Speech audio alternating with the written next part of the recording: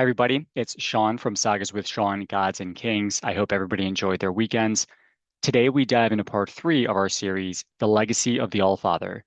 This series explores the descendants of Odin, both in myth and in history, to paint a fuller picture of what exactly the Allfather leaves behind after his foretold death at Ragnarok. In part one, we explored Odin's mythical sons as laid out in the Prose Edda and their roles in the events surrounding the twilight of the gods. While many gods fall in the Battle of the Vigrid Fields, a handful of Odin's sons and grandsons survive, along with two humans. A new world is born, but Odin himself is gone, and his legacy is left in the hands of those who remain. In part two, we return to Midgard, our world, and followed Odin's descendants through legendary and historical figures who gave rise to the kingdoms of Scandinavia, Sweden, Norway, and Denmark. We looked at Odin's mythic bloodline through the Volsungs and how he directly influences mortal affairs, not just interfering with battles to determine the winner, but we gave an example of Odin killing a King Gareth on Midgard so that his more worthy 10-year-old son Agnar could inherit the throne, or leading his people north from Turkey to Uppsala in Sweden to establish the Yngling dynasty. Now, per Ynglinga saga, Odin isn't actually an ancestor of the Ynglings.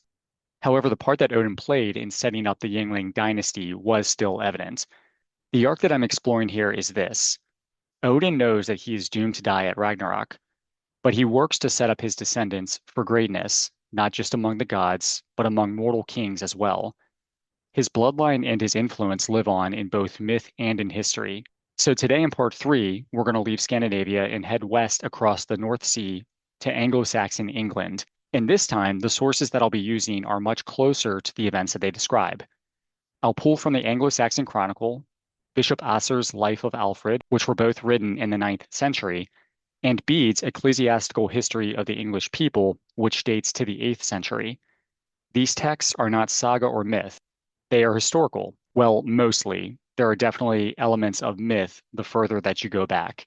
So they have their own agendas, sure, but they also offer a very different lens on the legendary figures that we have been following. Before we dive into the Anglo-Saxon material, though, we're briefly going to return to Ragnar Lodbrok. In the last episode, I covered how Ragnar and Aslog's sons, Sigurd Snake in the Eye and Bjorn Ironside, helped shape the royal lines of Scandinavia.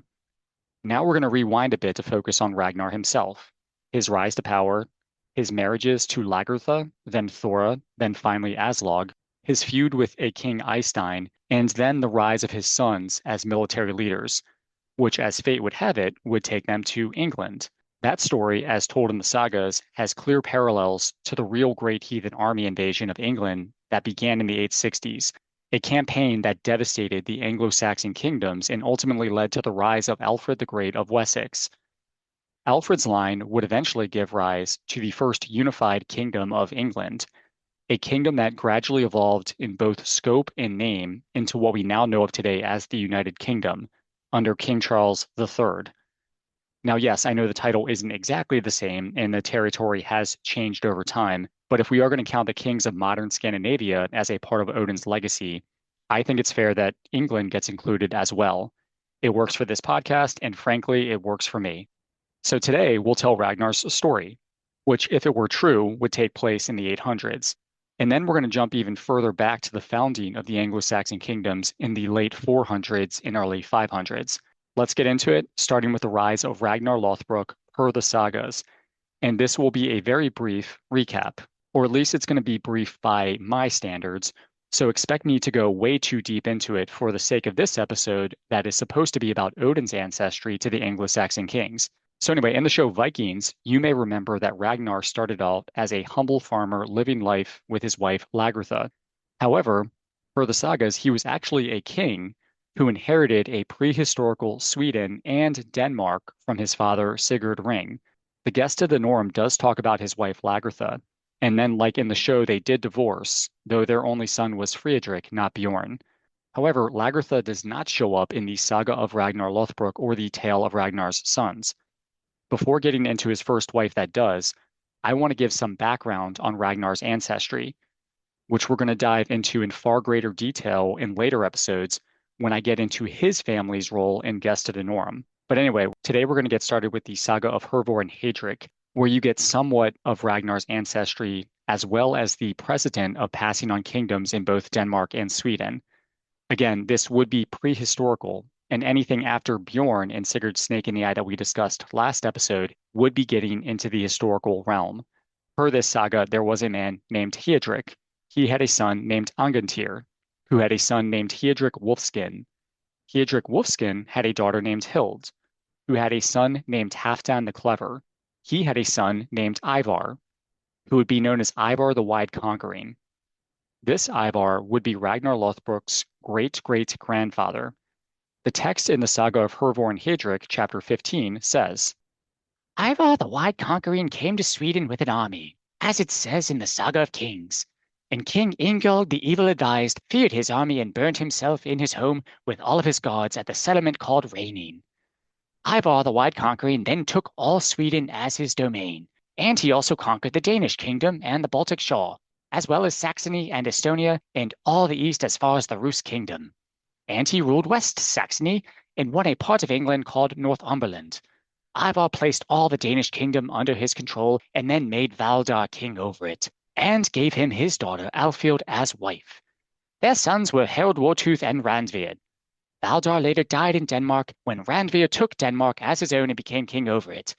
So this Ivar got around, and I will unpack this conqueror in later episodes as well.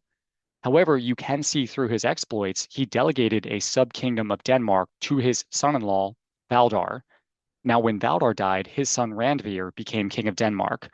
So here you find out that Valdar and Alfhild's other son, Harald Wartooth, became a petty king over most of Sweden as well. So Randveer is the king of Denmark and Harald of Sweden. I want to make this note here that some sources have this flipped. However, the brothers controlled Denmark and Sweden. Randveer marries a woman named Asa, and they have a child named Sigurd Ring. Randveer died and Sigurd ascended to the throne of Denmark. And as he can claim he has a familial claim on the other kingdom of Sweden, he goes to war with his uncle Harald Wartooth and wins. However, per this tale, when Harald dies in battle, his son, Eystein the Evil-Advised, becomes king of Sweden. The text then states that Sigurd had a son named Ragnar Lothbrok, who inherited Denmark when he passed. So you now have Ragnar of Denmark and Eystein of Sweden. However, per the tale of Ragnar's sons, it seems that the arrangement was that all of the land was subject to Ragnar, and I guess his second uncle, Eystein, was a petty king that was subject to him. This would make sense because Ragnar's father, Sigurd, beat Eystein's father, Harald Wartooth, in battle for both kingdoms, implying Ragnar now has domain of both kingdoms. But anyway, that is the extent of Ragnar's ancestry that we're going to get into for this episode, laying the groundwork for a brief description of his saga. But what I've done is lay the foundation of Eystein's role in Ragnar's kingdom, but also that all parties have familial claims to both Sweden and Denmark, and that Ragnar was king of both. So anyway, on to the saga of Ragnar Lothbrok. He was a king who loved raiding. There was also a noblewoman named Thora who was alive at the time. Her father gifted her a pet snake that grew into a dragon and surrounded her house, trapping the Lady Thora in her home for a knight in shining armor to save her. Her father promised her hand in marriage to whoever would, and that man was King Ragnar. Under the cover of night, he dipped his pants into tar, assuming that there were some kind of magical properties of protection when he did this. Then he went to the dragon and killed him, freeing Thora and making her his queen. They had two sons named Eric and Agnar. However, Thora dies, and Ragnar decides to fight his grief as a widower by going on raiding adventures again. That is when his men came across a farmer's daughter named Kraka who was bathing. Ragnar had his men woo her on his behalf, but to test her knowledge, had his men tell her to come to him, clothed but having her skin bare, alone but in company, and fasted but not hungry. So when she came to him wearing a fishnet, eating an onion with a dog, she passed his test and he married her. They had 5 sons, Ivar the Boneless, Bjorn Ironside, Ragnvald, Fitzurk, and then Sigurd Snake in the Eye. You can see here where we now arrived at the characters that we have discussed in previous episodes. Note that Kraka was actually Aslog, the daughter of Sigurd the Dragon Slayer and thus a direct descendant of Odin. However, she kept her identity secret even from her new husband Ragnar. Now one day, Ragnar decides to visit his vassal, the aforementioned King Eystein, so they could party together, which is a fun part of diplomacy. Eystein offered Ragnar his daughter Ingebjorg to marry him. Ragnar, probably drunk, accepts and becomes betrothed a fourth time. He thought that marrying Ingebjorg, a princess, would be a much better match for a king than the farmer's daughter that he married. However, through her magical prowess, that Aslog probably inherited from Odin and her father Sigurd, both who can understand the language of birds, she uses birds of her own to hear Ragnar's plan to marry another. So she decides to reveal to her husband her true identity as the true scion of the House of Volsung. So Ragnar then decides to stay married to her and cancels his wedding with Ingebjorg, upsetting King Eystein. So even though Eystein probably did get too ambitious with this marriage proposal, with his liege already being married, he was sort of rightfully upset. But Ragnar's sons were not pleased with his reaction.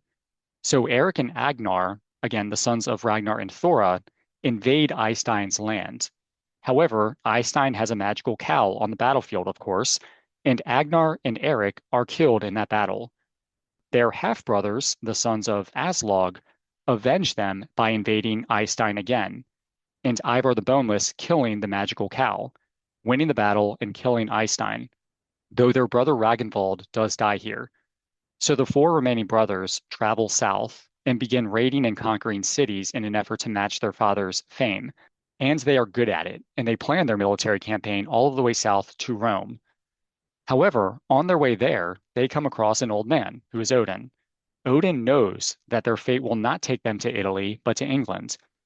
As the saga of Ragnar Lodbrok says, and I'm doing my best not to make Odin sound like the same voice I do for every quote, so bear with me, it says, A wise old man approached them, and they asked him who he was. He said that he was a vagabond who had traveled widely his whole life. Then you will know a great deal of the news to tell us about the things we would want to know about. I doubt there are any lands you might want to ask about that I couldn't tell you about. We want you to tell us how far it is from here to Rome. and that's one of Ragnar's sons. I don't fucking know. I can tell you something that will speak to this. Here you can see this pair of iron-soled shoes I have on my feet, and they are old. The shoes, I mean. Well, my feet are old as well, I guess. And this other worn-out pair of shoes I'm wearing across my back. When I left Rome, I had both shoes that are now on my back and my feet, and they were both new, and I have been on the road from there the whole time since. So this persuasion of Odin worked, and the sons of Ragnar headed back north, not feeling up for this long-ass journey. On Ragnar's end, he knew that his son's fame would surpass his, so he decides to invade England with only 2 ships and 500 men. Not unlike Odin fighting against his fate at Ragnarok, Ragnar seems to understand that this may be the death of him. However, for him it does seem like a win-win. Either he succeeds and his fame would never be matched, or he falls and his sons avenge him, leaving them an even greater legacy than they were preparing for themselves. Again, not unlike the story arc I'm trying to convey in this series, the legacy of the Allfather. Ragnar is killed by King Aella of Northumbria by being thrown into a pit of snakes. His sons avenge him, and King Aella is killed via the Blood Eagle, as it says in the saga of Ragnar Lothbrok. Then Ivar came, and he said they needed to find an appropriate death for King Aella. It would be wise to remember the kind of death he gave our father. Let's have a man who's good with a knife cut an eagle deep in his back and color the eagle red with his blood. So anyway, that is a long intro into the actual contents of this episode, but I felt compelled to review this as I think it serves as a good segue from some of the characters that we discussed previously and the sons of Ragnar going on to establish historical dynasties. It also sets the stage, or parallels, the actual history with the Great Heathen Army. Here is Aella's death as described in the Anglo-Saxon Chronicle. AD 867. This year the army went from the East Angles over the mouth of the Humber to the Northumbrians, as far as York. And there was much dissension in that nation amongst themselves. They had deposed their king Osbert and had admitted Aella, who had no natural claim. Later in the year, however, they returned to their allegiance, and they were now fighting against the common enemy, the Great Heathen Army, who in the saga said were led by the sons of Ragnar.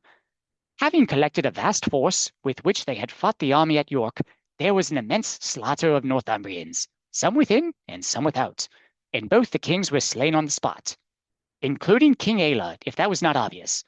So Ayla dies here, but no blood eagle is mentioned. Damn. However, I did want to add that note because the text clearly states that Ayla did not have a claim to the throne. So I like to think that Odin thwarted the sons' route south to Rome so that they would go to England to avenge their father. And per the saga and tale, when they do this, Ivar the Boneless takes Northumbria as its king. And as a descendant of Odin, the Allfather's line on the Midgardian kingdom of Northumbria is now restored. Now, that, kids, is how I met continuity in this very volatile story arc in the podcast. Anyway, 867 CE was roughly 75 years into the Viking Age in Anglo-Saxon England. 793 is considered the beginning of this age when the Vikings raided the monastery on Lindisfarne, which, funny enough, was also in the north of England in the kingdom of Northumbria. So over the next 75 years, the Viking raids grew and became more frequent and organized, leading to the aforementioned Great Heathen Army, which I'm going to cover extensively in other episodes. However, this episode is about Odin's legacy on the Anglo-Saxon kingdoms of England, not the Vikings. So I'm now going to get into the creation of these kingdoms 344 years earlier in 449 CE. If the Viking Age started in 793, the Anglo-Saxon Age of England started in 449. So real quick, let me paint you a picture of the Anglo-Saxons' arrival to England. And by the way, I think the Anglo-Saxons are so much cooler than the Vikings, and I am expecting Viking bros to tear me apart on social media for saying that. Or at least if I was famous enough for them to know who I am to do so, which fortunately I am not. So praise the Aesir and the Assignor for my lack of podcast fame. Anyway, Western Rome fell in 476 CE. However, their legions left the British Isles decades earlier, leaving behind a Romano-British population trying to hold things together without imperial support. Some societies did well, others slipped into decline. But the real issue here was defense. Enter the opportunists, the Angles, the Saxons, and the Jutes. Over the course of decades, not in one single invasion, these Germanic peoples crossed the sea, settled, and carved out their own kingdoms, often violently. There was no constant battlefield. Daily life for many was probably a mix of uneasy peace, cultural mingling, and the occasional burst of violence. For instance, the arrival of the Jutes in Kent and the Saxons in Wessex was separated by 46 years. So although this was probably a scary time for the Romano-British, the battles and takeovers of their lands probably had large gaps in time between them, enough for them to try to get out or maybe bend the knee to their new invaders. But if you read Bede or the Anglo-Saxon Chronicle, even through their very fuzzy, very biased lenses, you see that it also got very messy. As Bede says in his ecclesiastical history of the English people, In the year of our Lord 449, at that time, the race of Angles or Saxons, invited by Vortigern, came to Britain in 3 warships, and by his command were granted a place of settlement in the eastern parts of the island. First to fight on behalf of the Britons, but the real intention was to conquer it. the text then states that this British king Vortigern needed them to fight the North against the Picts, people who were in what would become the country of Scotland. However, the Anglo-Saxons had other ideas.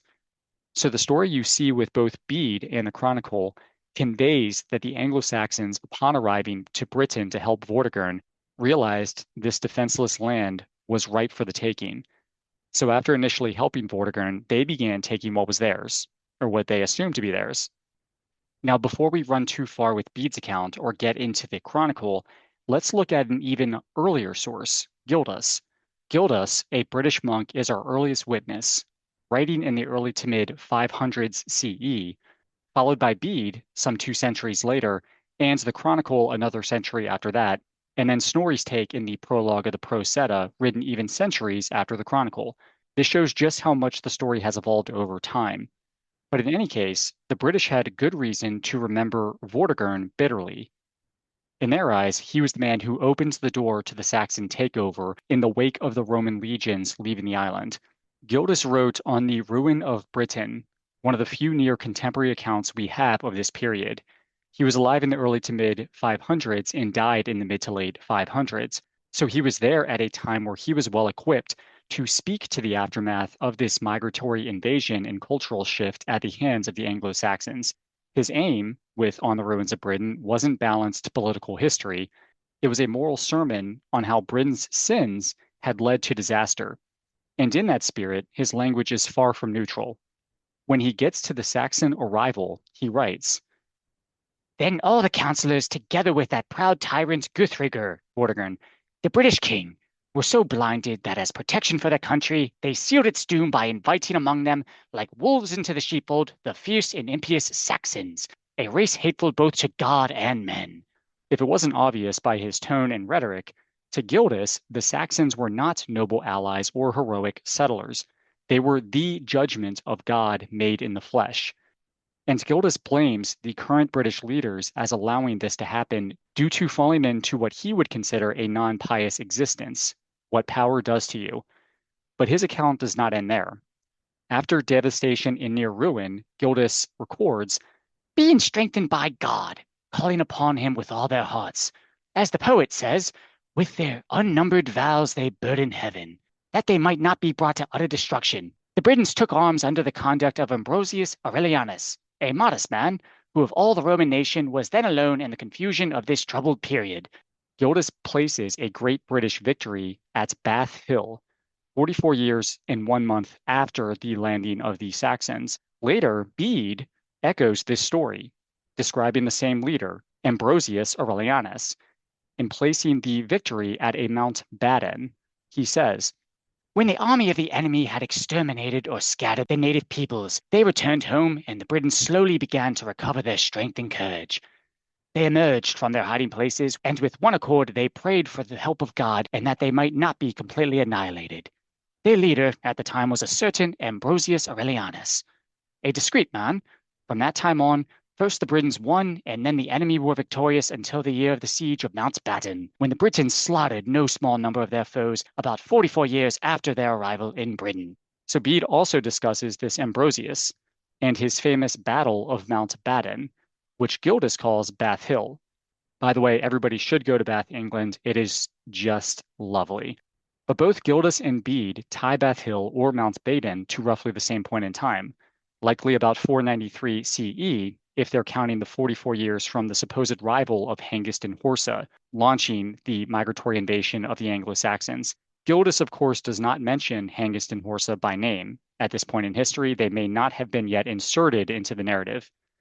Ambrosius himself may or may not have been a literal historical figure, but later tradition, especially in the Middle Ages, folds him into the emerging legend of a certain King Arthur. Just as Hengist and Horsa became the symbolic founders of Anglo-Saxon England, Ambrosius became the symbolic champion of Romano-British resistance. Again, this is not unlike the legend created from Ragnar Lodbrok, who may have been loosely based on an actual person or many people, only for his or their legend to serve as a romanticized persona of what a great Viking king would be. I'll save the deep dive into the Arthurian legend for a future series. And yes, I certainly will go deep in his legend along with Ambrosius. And this Vortigern shows up as well in the legend. But for now, it's worth noting that Britain's earliest written histories were already framing this clash in terms of larger-than-life figures, part fact, part myth, much like the sagas that we have been following. But anyway, now on to the kings.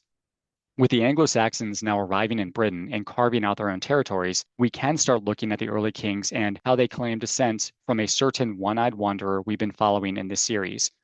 Snorri Sturluson, in the prologue to the Prosetta, actually names two of these Anglo-Saxons, the brothers Hengest and Horsa, as descendants of Odin. Snorri says, Odin had 3 of his sons guard the country. One of them was Vegdeg, who was a powerful king and ruled over East Saxland. His son was Vertgils, whose sons were Vita, the father of Hengist. So this Hengist, along with his brother Horsa, was supposedly the first Anglo-Saxon king of England, specifically the Kingdom of Kent. Now, Hengist and Horsa probably did not exist as literal people. Even if they existed, they were likely propped up after the time they were said to have lived, not unlike King Arthur or Ragnar Lothbrok or Abraham Lincoln as a vampire hunter. And yes, their names basically mean horse, which really does not help their case for being actual historical figures. Now let's see what Bede records about them. He says, Their first leaders are said to have been two brothers, Hengest and Horsa. Horsa was killed afterwards by the Britons. They were the sons of Whitgils, son of Witta, son of Wecta, son of Woden, from whose stock the royal families of many kingdoms claim their descent. so the lineage is the same, though the order of Witta and Whitgils is flipped when compared to Snorri. And both Snorri in the 13th century and then Bede in the 8th century connect the line of Hengist and Horsa back to Odin, or Woden, as the Anglo-Saxons call him. And Bede, who gives us again a closer account as far as the timeline, mentions this Woden as being an important man, an ancestor to many kings. Let's see what the Anglo-Saxon Chronicle has to say about Hengist and Horsa. AD 449. Hengest and Horsa, invited by Vortigern, king of the Britons, to his assistance, landed in Britain in a place that is called Ipswinfleet. First of all to support the Britons, but then afterwards fought against them. After the battle in helping Vortigern, it says, They described the worthlessness of the Britons and the richness of the land. Then came the men from the three powers of Germany, the old Saxons, the Angles, and the Jutes. From the Jutes are descended the men of Kent. From the old Saxons came the people of Essex and Sussex and Wessex. From Anglia, which has ever since remained waste between the Jutes and the Saxons, came then the East Angles, the Middle Angles, the Mercians, and all those north of the Humber, the Northumbrians. Their leaders were two brothers, Hengest and Horsa, who were the son of Wittgils. Wittgils was the son of Witta, Witta of Wecta, Wecta of Woden. From this Woden arose all our royal kindred, and that of the Southumbrians also. so another account claiming Woden is the ancestor of these Anglo-Saxon kingdoms. And Hengist and Horsa of the Jutes formed the first Anglo-Saxon kingdom of England, Kent. You also see the previous quote that the Angles settled in East Anglia, Mercia, and Northumbria, and the Saxons, Wessex, Sussex, and Essex. So you have the seven kingdoms of Westeros, I mean England. And I'm stretching a bit here to try to draw a Song of Ice and Fire into this because Northumbria at this time was initially two separate kingdoms, Dyra and Bernicia. So there was really 8 kingdoms and not 7. So let's get into some of these other kingdoms and who they are descended from. Spoiler alert, it's Odin, if that was not obvious. All right, so let's start with Wessex, 46 years after Hengist and Horsa arrived, and its first king, Cerdic. The Chronicle says, AD 495. This year came two leaders into Britain, Cerdic and Cynric his son, with 5 ships at a place that is conveniently called Cerdic's Oar. Either that is a huge coincidence or it was named that after the fact. Then that entry gives us a direct list of West Saxon kings all the way into the 900s. The reason the Chronicle was sort of skipping ahead here in the entry for 495 CE is that the kings of Wessex, in the aftermath of the Great Heathen Army, over the span of a few decades, were able to form the first unified kingdom of England in 927 CE. The Chronicle is heavily focused on Wessex for this reason.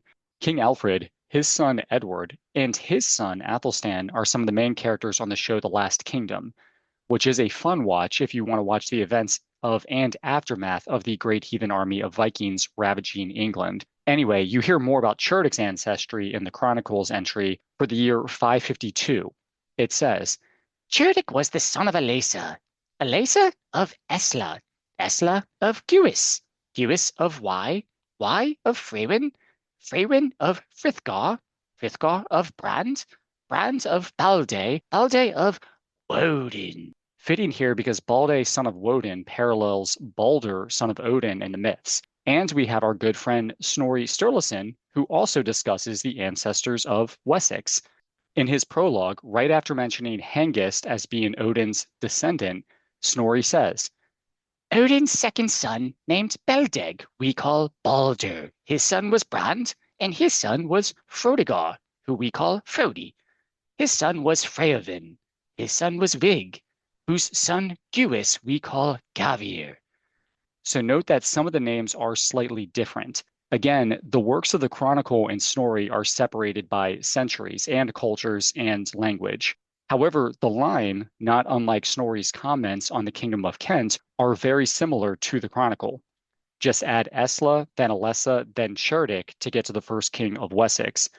The kings of Wessex were said to descend from a tribe called the Huisse, spelled not unlike this Gewis with a G, who Snorri again mentions. So keep in mind, Snorri writing in the 13th century would certainly have known the importance of the House of Wessex, since their line would form the Kingdom of England in the early to mid 10th century. Anyway, let's go a few years before the founding of Wessex with Northumbria.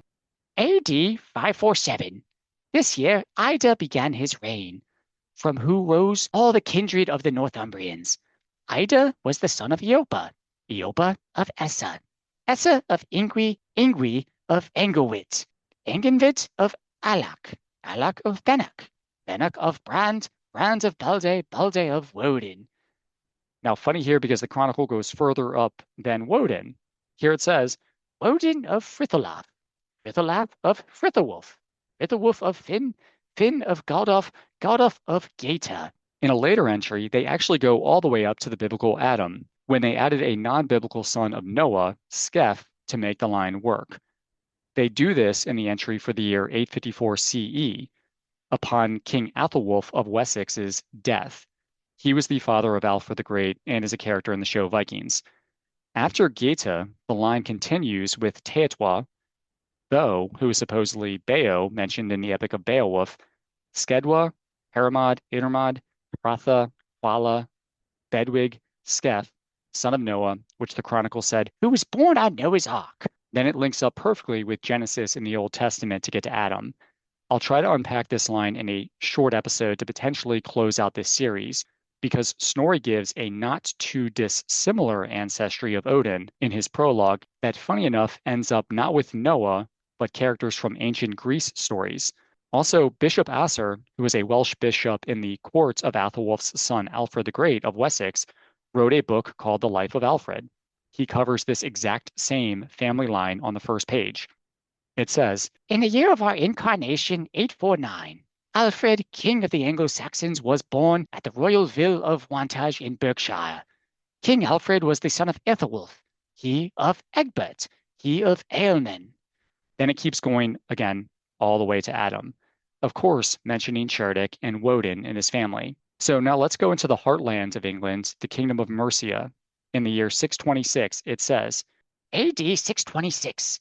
This year Penda began to reign, and reigned 30 winters. Penda was the son of Wibba, Wibba of Creota, Creota of Chinwald, Chinwald of Caneba, Caneba of Echel, Echel of Eomer, who is the nephew of King Theoden of Rohan. Oh shit, that's the wrong story. I mean Eomer of Angothu, Angothu of Offa, Offa of Vehement, Vehement of Whitley, and Whitley of Woden. So to sum it up, the Anglo-Saxon Chronicle traces the ancestry of the kings of Kent, Wessex, Mercia, and Northumbria directly back to Woden, the Anglo-Saxon name for Odin. Fast forward from those early migrations to the time of the Great Heathen Army, again in the 860s, and England's political map has shifted. The original 7/8 Anglo-Saxon kingdoms were down to 4.